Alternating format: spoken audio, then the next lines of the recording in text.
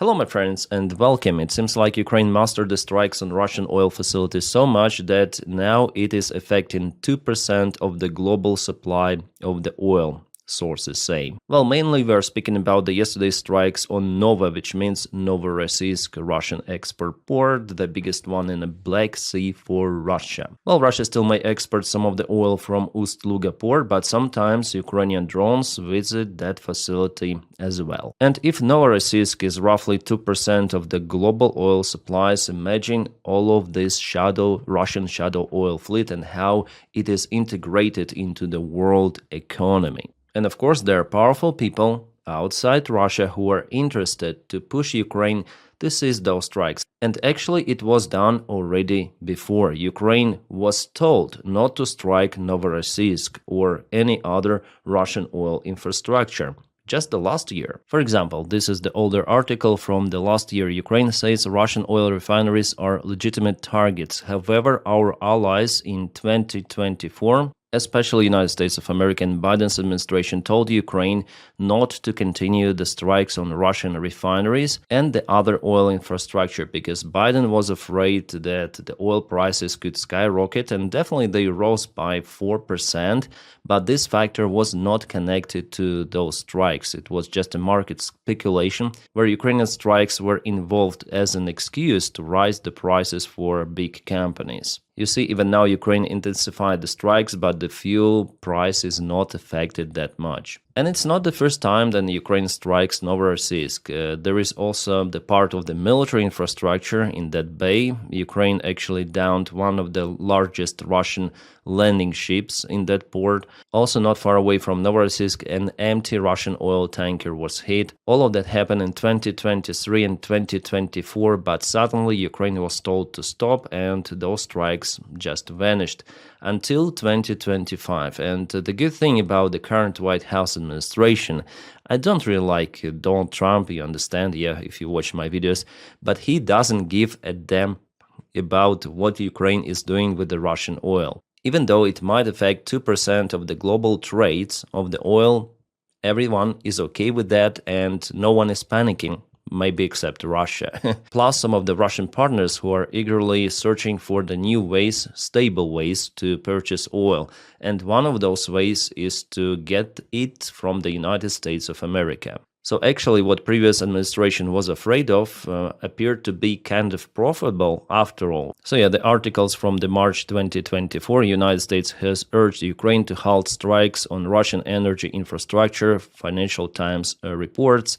The nasty thing that it all happened behind the curtains in private conversations with the Ukrainian government. Allegedly, Ukrainian allies blackmailed Ukraine with weapons which are crucially needed for Ukraine to survive against the Russian attack. So we're not gonna give you enough of the stuff if you continue the strikes. It is ugly, and Russia, by the time, continued the strikes on Ukrainian infrastructure, including energy facilities. That is what Russia is doing right now, increasing those attacks. But at least today, as we see, Ukraine is capable to respond quite effectively, and allies do not push Ukraine that strong, or do not push at all. By the way, about Novorossiysk, not just the oil was there. As I mentioned yesterday to you, there was the place where Russia put the air defense systems, brand new, state-of-art S-400, the best Russia has. Well, here we have the most recent satellite image. It's a little bit different compared to the Google image. It was taken on November 11th, 2025. On Google image, I counted 8 of the S-400 systems. Well, here on the fresh one, we have 7 of them, but this image is still before the attack of Ukraine, so I'm still waiting for the confirmation, the new image, which will be, of course, published very soon. I hope even today, maybe maximum tomorrow, so 11th of November 2025, a fresh one. There was the huge blast, we all saw it, so potentially it could be very devastating for this Russian military base. And Ukraine actually has the chance to increase the strikes on port infrastructure to make it more difficult, because now Russian air defense in this area is basically disabled. Clearly it's not just a missile detonation. There was after blasts also, and for sure At least one or maybe two air defense systems sustained significant damages or maybe completely gone.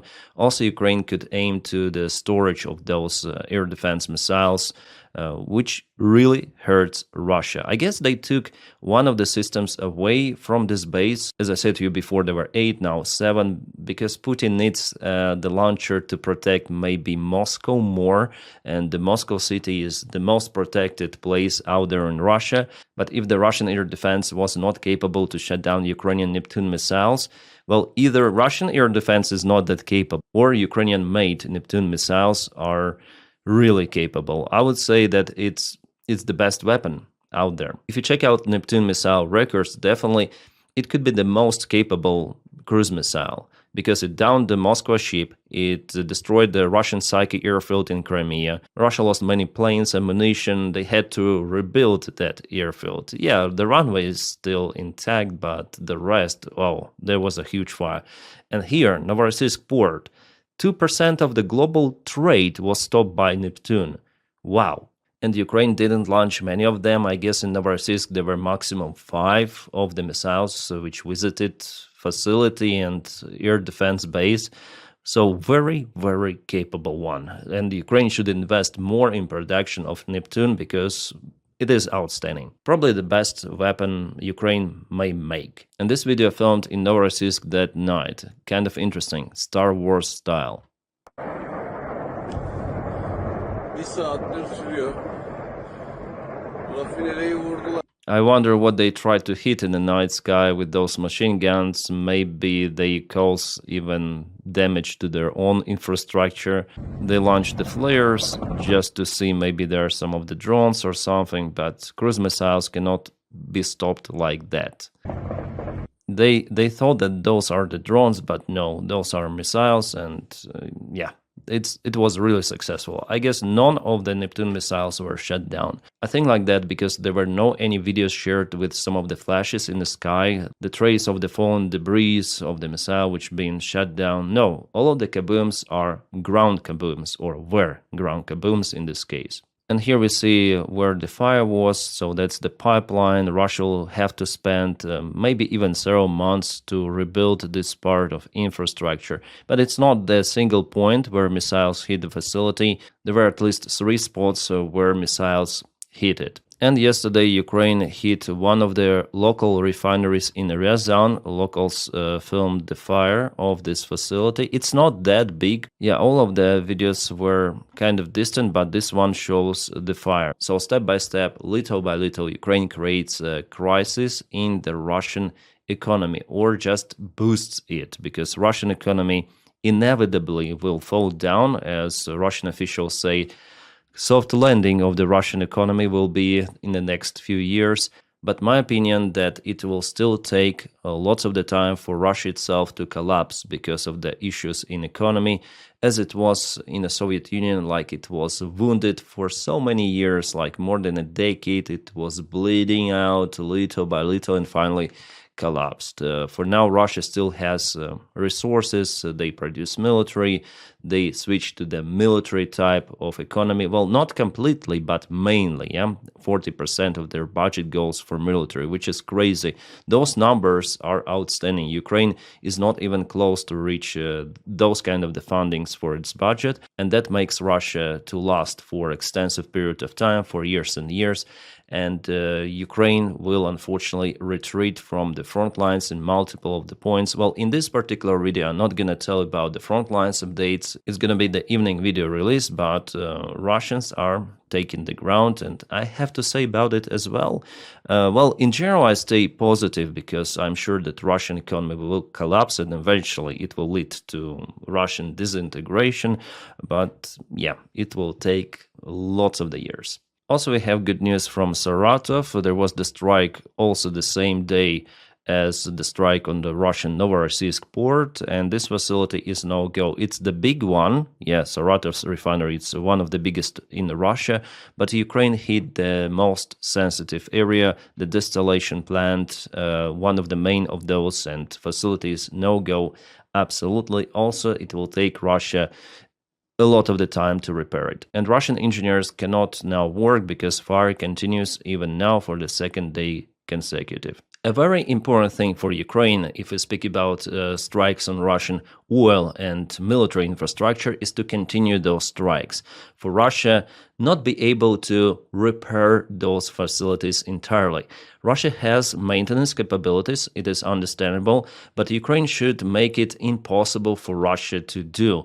And there is no guarantee, if we speak about Novorossiysk, for example, that even if Russia fixes everything out there, what has been damaged, destroyed, there is no guarantee that there will be no Neptune missile visiting the same place once again. I would say more. There is 100% guarantee that it will happen like that. And the strikes from Ukrainian side, they are getting more precise, more devastative.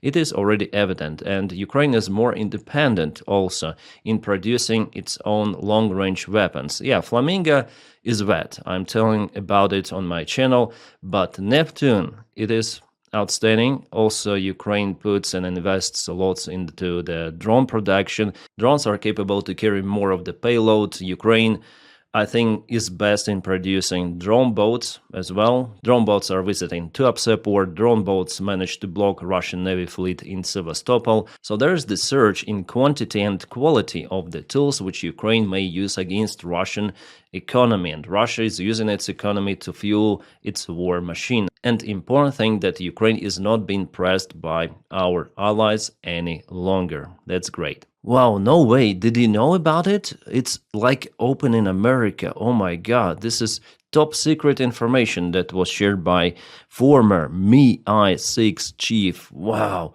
Putin wants to turn Ukraine into the next Belarus. Oh my God, I have never thought about it. Wow. If the former intelligence chief says about it, it means that it could be real. And also what he says, that Russia is not willing to stop the war in Ukraine. It wants to continue. That's the Captain Obvious, obviously. Yeah, just listen what Putin says. Translate his words straightforward to English and you'll understand that he doesn't want to finish this war and he wants to occupy Ukraine, of course, at least part of the Ukraine, put the puppet government and to build some sort of the second Belarus from Ukraine. Yes, it is evident. It was evident even before the full-scale war which Putin started on 24th February 2022. Yeah, those experts and articles, sometimes they're kind of fun to read because what's the opening here? Like maybe just pro-Russian narratives are out there that Putin definitely saves the Ukraine from something, but we all know that he wants to occupy Ukraine or force it to be some sort of the pro-Russian state as Belarus. Actually, one more oblast of Russia that has some of the vote in United Nations. That's it. And Putin is not going to stop the war anytime soon because he feels quite comfortable with it.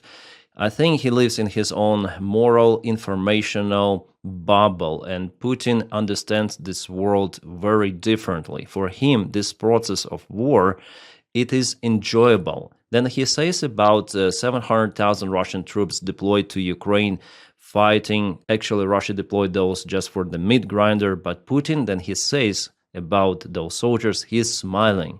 You see how brave our guys are. They're out there fighting for Russia, which he means fighting for me. Also, Putin grown up at the most dark part of the Soviet Union propaganda.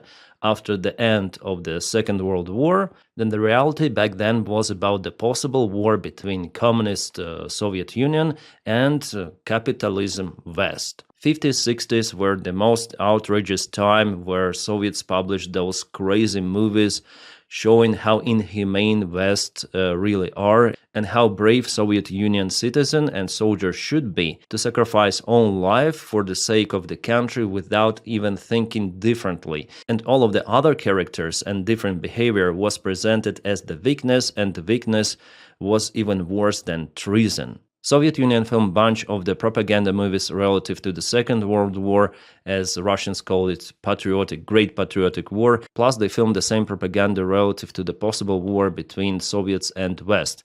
Yes, by the time, West also filmed such as stories, but in Soviet Union it was presented as just one-way bravery act to sacrifice their own life once again for the sake of the country. Easy go, easy take. No one was speaking about suffering connected to the war. In those movies, if soldier dies, Soviet soldier, it is always sterile without any blood and with honor all the time. But later on in the 70s, 80s, Soviet Union started to film the videos about the reality of the war, that the war is not that piece of glory, that it is connected to suffering, and suffering happening on both of the sides. But for Putin, then he was growing, he faced just this Soviet propaganda. It was just this time of the most conflicts between West and Soviet Union. The most nuclear time for the Soviet propaganda, and just imagine how Putin accepts, or he doesn't accept actually the collapse of the Soviet Union. For him personally, it's the huge tragedy. As he said many times before, it is a biggest tragedy of the 20th century. Not the Second World War and all of those massacres, and not the Stalin's regime that murdered millions of own people. For Putin, the greatest tragedy is the collapse of USSR. For rest of the people, mainly, it's freedom, it's good what happened to the Soviet Union, but for Putin, no. And now he thinks that his duty is to restore that empire. Soviet Union, Russian Empire doesn't really matter. He's the warlord commander, and if Russia is at war, that's the perfect time. And by the way, he compares the current war with what it was before. In multiple of his interviews, conferences, he say about it that the losses which Soviet Union sustained actually didn't cause the Soviet Union to collapse. Instead, after the Second World War, Soviet Union even rose higher. So it means that the current losses, 1 million total losses at least, and roughly 350,000 complete losses, for Putin it's nothing if you compare the scale with the Second World War, and he compares that. So Putin doesn't care about the losses. And that's why Russia continued to scroll and take more ground in Ukraine, because they have this Soviet policy in advancing, the strategy that Soviet Union used and sacrificed its armament to get to Berlin first before allies, Yes, for the single battle for Berlin, Soviet Union lost more soldiers than United States in entire Second World War. Just to get the city first, put Soviet flag and show it for Soviet propaganda TV. That's the price of the human life was in the Soviet Union and still in Russia. I'm telling you that for you to understand that this enemy, it may last for long because it has this human resource. Russian society is quite okay. They are not protesting. Well, maybe they're not okay, and on their kitchens they may tell something about Putin, something bad. But the perspective for the massive protests under current Russian regime, no, it's not possible. Well, maybe Russian society may get to this boiling point, as it happened many times before in the Russian history, but still we are quite far away from reaching that point. So again, as the Russian economy to suffer, it might take years and years. The same goes for protests in Russia. For this hour, this day, there is no any evidence that Russians are ready to push Russian regime to collapse, as, for example, Ukrainians did in 2014. That's the differences between our nations, between Russia and Ukraine. And even now, I'm sure that Ukrainians will not be okay with the current administration of Ukraine if NABU, for example, finds out that Zelensky is in those corruption schemes. I'm sure that Ukrainian society will not take it as granted. Zelensky will be dismissed. I understand that changing the leader during the wartime is very bad, but corruption during war is even worse. So we're gonna see. Now, there are no direct accusations for Zelensky, but NABU just started it, so we're gonna see. At least his circle is leaving the country. There are some of the cases open. It's a good sign. Again, we're switching to that topic, but guys, I want to tell you about the differences between Ukrainians and Russians. Russians are very volatile. They're not willing to act, at least right now. Ukrainian society is different. My friends, thank you so much for your kind support of my job with my daily updates on Patreon and also on membership of the channel. You may check out my Patreon with a link. It is in the video description just below, or you may join membership just pressing this some sort of the button. I guess it's here, join. But only if you have willing into it and opportunity. If not, it's okay, just press your like to this video and subscribe for the channel. That's how you boost this video in YouTube algorithms. That also helps me a lot. My friends, I wish you all a peaceful sky wherever you are and have a great time.